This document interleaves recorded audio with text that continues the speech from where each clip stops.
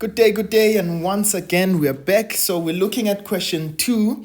So we thought we'd just make a walkthrough of the DBE Exemplar, right? So for those of you that are doing technical maths, so if you haven't subscribed, make sure that you do the right thing. And let's jump into the questions together, right? And let's see what we have here. Right, so they say factorize the following expressions fully. Now, guys, if there's one thing that I would always advocate for, factorization is one of those sections that you need to make sure that you master. All right, so it's really worthwhile for you to go through this. All right, let's go for it. So they've got 2x squared minus 32. Right, so what would we do if we wanted to factorize this? Well, first of all, I can see that there's a common factor between the two terms. I can take 2 out, and we've got x squared minus 16. Now, for those of you that have done factorization with me, you'll see that this is definitely the difference of squares. So how do we factorize the difference of squares? You always take the square root of each of the terms. So square root of x squared is x. Okay, square root of 16 is 4. And you have 2 brackets with it, so x and 4, and they just need to have different signs. And so this is a fully factorized version. Note, this is an expression, not an equation. So the best we can do is leave it in the simplified form and not necessarily to equate it to anything. So that's the answer. All right, now let's go to the next question. Right, so they say we've got 5x. Okay, so I'm suspicious that this may be factorization by grouping. Okay, so that's 2ay. All right, now I want you to note, ladies and gents, there's kind of something similar in each of these terms, right? So what we'll do is let's take out what is common, okay? So on the first one, what would be common between them? That would be 5. And so in this case, I'll have x plus 2 times y. So 5 times x will give me 5x. 5 times 2y gives me 10y. Okay? Right. Now on this second batch of terms, so what would be common there? That would be negative a, right? So negative a is common. So negative a multiplied by x will give us minus ax. And negative a times 2y, rather plus 2y, would be what will give me minus 2ay, right? Remember that a negative times a positive gives me a negative, okay? So what do you notice? I've got 2 things that are exactly the same. I've got 2 brackets that are exactly the same. That is x plus 2y, x plus 2y. So that is what is common, right? So you can say, well, my first bracket is x plus 2y. But what is left? That's the 5. That's the minus a. So if you're looking at it, it's as though you're saying you're taking out a common factor. X times 2y multiplied by 5 gives us this. X plus 2y multiplied by negative a gives us this entire thing. So there it is. We've grouped together, and that is how we will factorize that. So we're factorizing by grouping. Okay, right. Now let's go on to the next point, or the next set of questions. Right, so they say to us we've got 6 minus 17 m minus 3m squared. All right, so in this case, I am assuming that we are able to factorize this. But what we'd need to do is we'd need to just experiment a little bit, okay? So what are the factors of 6 and the factors of 3? In this case, such that when I subtract them, they should give me 17, right? So let's see. If I said 6 over 1, 6 times 1 gives me 6. 3 times 1 gives me 3. So look at this. We need to cross multiply them, right? So 6 times 1 is 6. 3 times 1 gives me 3. But there's no way that gives us 17. But let's swap these around and let's see. So I've got 6 multiplied by 3. That gives me 18. 1 times 1 gives me 1. And definitely 18 minus 1 should give me 17, right? So that means if I look at this, so this would be my first bracket, that would be my second bracket. So that means I'll have 6 minus, okay, let's not put in the signs first, we'll decide on that just now. I'll have 6 and m, I'll have 1, okay, and I'll have 3m. Note that these ones here have to have an m in them, right? Now, we want to make sure that the middle term is negative, so which means our bigger product must be negative. Which one is our bigger product? We've got 6 times 3m, which is 18m, and we've got m times 1, which is m. So the bigger product is 18m. It must be negative, so which means the 3m must be negative, meaning this guy must therefore be positive. Okay, and that is how we're going to factorize that. Okay, right, so I hope that you got it, ladies and gents. Now let's go on to the next question. So we've got a cubed into a minus 1 minus 1 minus a. Right, so when I look at that, these are, again, almost look similar, but let's get them to be the same. So I'll get them in this way. So a squared is a minus into a minus 1. Now, what I'll do is say, well, I've got a minus there, but to change that into a minus 1, it means I'll say minus a minus 1. So I take out a negative, right, in this case. And I want you to note, if I multiply that, negative 1 times a will give me negative a. Negative 1 times, negative times a negative 1 will give me a positive 1, which is what I had over there, right?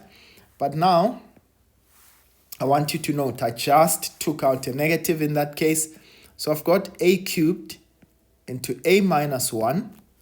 So negative times this negative gives us a positive, right? So that's positive a minus 1. Now if you put it in brackets, remember there's a 1 there. So how do we factorize it? We take out the a minus 1 as a common factor. This is factorization by grouping again. And in this case, we've got a cubed plus 1. Okay? Right, so that is how I would factorize that. So you can try as best as possible to try and factorize that in this case. So, in fact, we can, right? I think we can. Right, so what we would do in this case is find out, okay, what are the factors? So I know that taking negative 1, so I'll have a minus 1, again, into a minus 1. Now you can do this by, in fact, you can do this by the remainder and factor theorem or long division, right? I'll go through long division with you another time, right? So what I would do in this case, say, well, a multiplied by what will give me a cubed, that would be a squared, right? And for the last term, I've got 1, so I'll have a positive 1 there. Now, I have a 0 for the a squared term. So that means that I'll say, well, in this case, I've got a multiplied by what should give me a squared. right, minus a squared, so that it cancels out with this guy here. So that would be minus a, right, plus 1. Okay, so that is how I would factorize that. Okay, right, but the best way, I guess, would be to go through a long division, but I will show you that another time. Right, so this is how you'd factorize this fully, but I will explore this, by the way, fully another time. Okay, right, now let's go on to the next portion. They say, what is the value of d if 2x minus 3 is a factor of 6x squared plus dx minus 12? Now, what does that mean? If something is a factor, it means that it has no remainder, okay, or it doesn't leave a remainder, okay? Right, so what does that mean? It means that if I took 2x minus 3, okay, is equal to 0, so x is equal to 3 over 2, okay? Right, so 3 over 2, when I substitute this into that equation, it should give me 0, okay? It is a factor, so in that case, it means that it should give me 0. So I will say, well, it means that I'll say 6, I'll substitute 3 over 2 squared plus d times 3 over 2 minus 12. This should be able to give me 0. All right, and let's work it out together. So that's 6 into 9 over 4. Okay. 6 times 9 over 4 plus 3 over 2d. Right, minus 12 is 0. Okay, so that means 3 over 2d should be equal to. So let's work that out. So that's going to be 6 times 9 over 4. Okay, and that's minus 12. I get 1.5, 3 over 2. But if I take it to the other side, then it becomes negative 3 over 2. And so d, if I divide both sides by 3 over 2,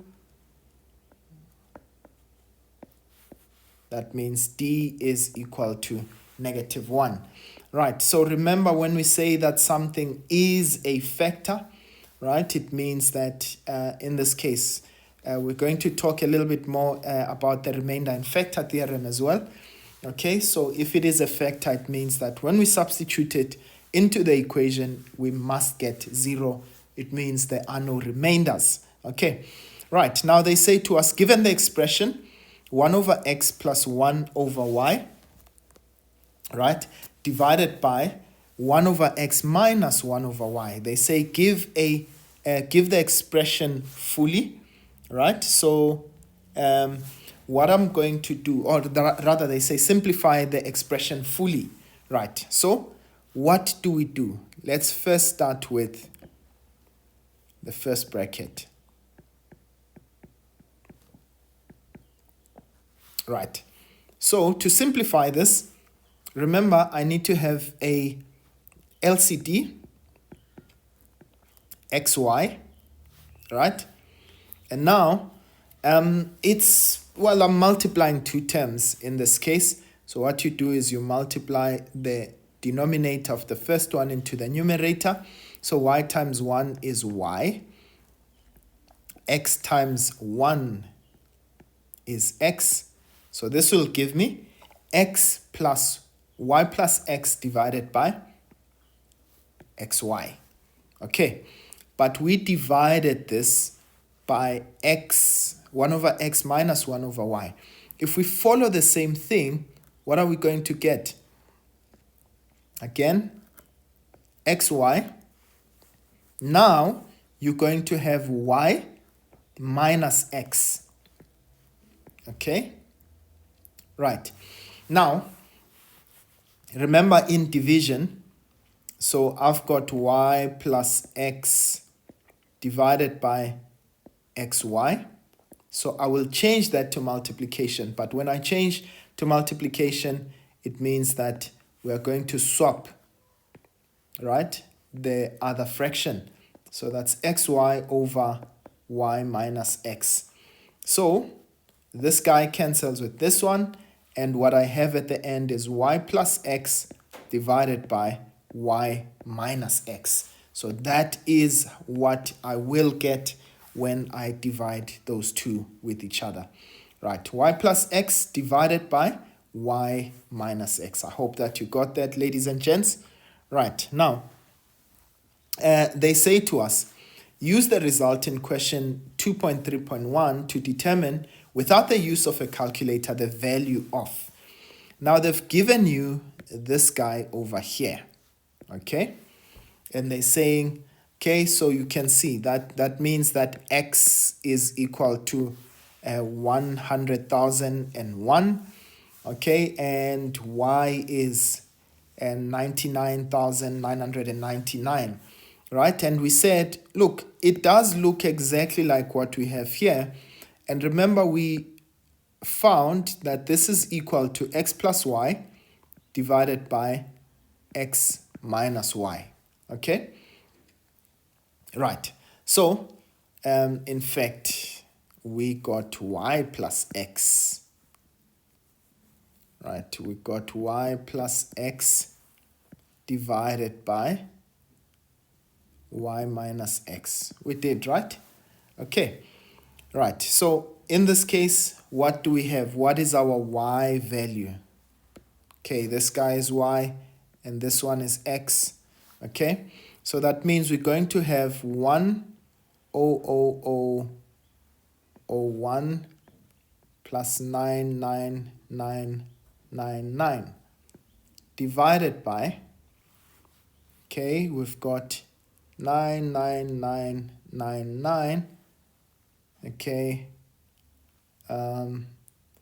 yeah, that's our y value, minus our x value, which is going to be, all right, and I'm sure you can see how when we add those two, okay, that will give us 200,000 at the top, okay, 200,000 divided by, okay, when we subtract those from each other, we've got